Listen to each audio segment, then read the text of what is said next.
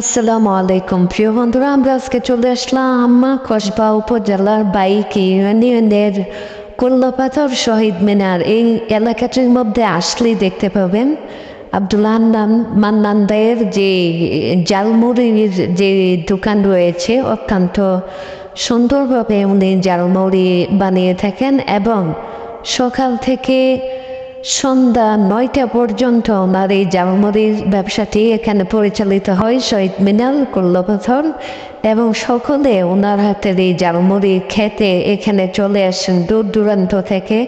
এবং যারা প্রতিদিন অনেকে এখানে এই যে শহীদদের জিয়ারত করতে আসেন, সবাই যেন এই আব্দুল মান্নান দায়ের যে জালমুড়ি খেয়ে যান এখানে। এবং অত্যন্ত সুন্দরভাবে উনি জালমুড়ির ব্যবসাটি পরিচালিত করে আসছেন দীর্ঘ 1 যুগ।